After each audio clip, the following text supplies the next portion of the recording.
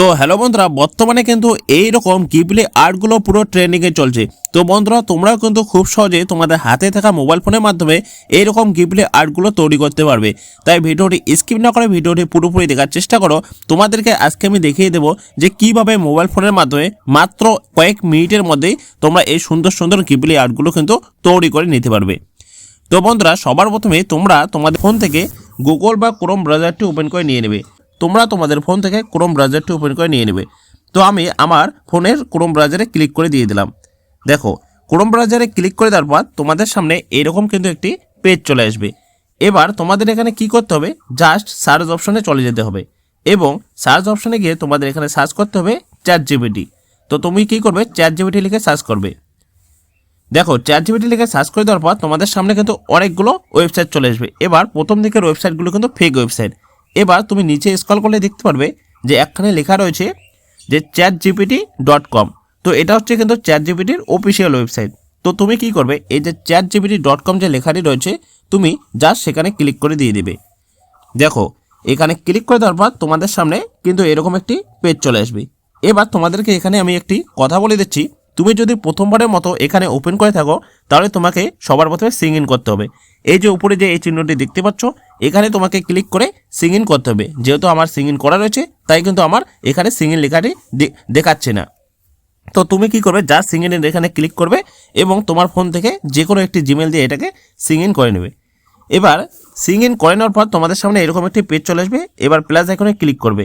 নিচে প্লাস আইকনে ক্লিক করে দেওয়ার পর তোমাদের সামনে তিনটি অপশান চলে আসবে। এবার তুমি দেখতে পাচ্ছ সবার প্রথমে লেখা রয়েছে যে ফটো লাইব্রেরি। তো তুমি কি করবে, জাস্ট সেখানে ক্লিক করে দিয়ে দেবে। এবার সেখানে ক্লিক করে দেওয়ার পর তোমাদের সামনে কিন্তু গ্যালারিটি ওপেন হয়ে যাবে। এবার তুমি তোমার পছন্দ মতো তোমার গ্যালারি থেকে একটি সুন্দর ফটো নিয়ে নেবে।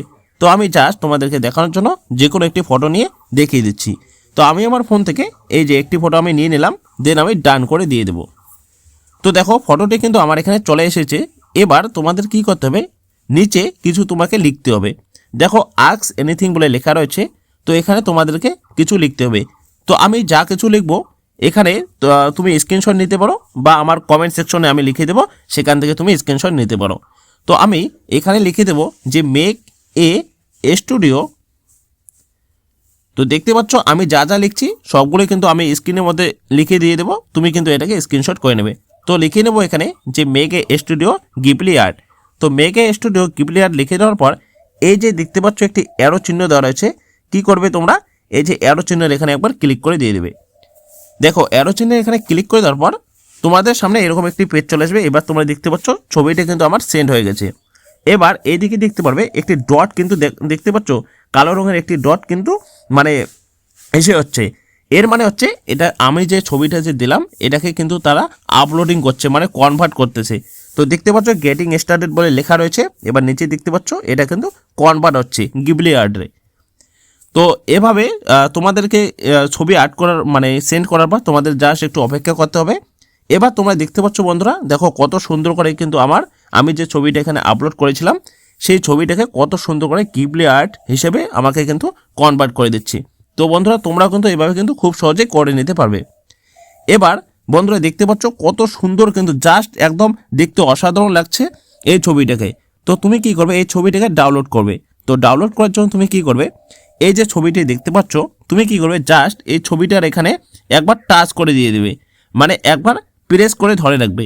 এবার ছবিটার এখানে যদি তুমি একবার প্রেস করে ধরে রাখো তাহলে তোমাদের সামনে কিন্তু কি হবে, এরকম একটি চিহ্ন চলে আসবে।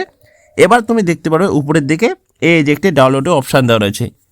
তো তুমি এই ছবিটাকে গ্যালারিতে নিয়ে যাওয়ার জন্য তুমি কি করবে, এই যে ডাউনলোডের যে চিহ্নটি দেখতে পাচ্ছ তুমি জাস্ট এখানে একবার ক্লিক করে দিয়ে দেবে। দেখো, এখানে ক্লিক করে দিলে এটা কিন্তু তোমাদের গ্যালারিতে চলে যাবে। তো দেখতে পাচ্ছ বন্ধুরা, ফাইল ডাউনলোডেড লেখা কিন্তু চলে এসেছে।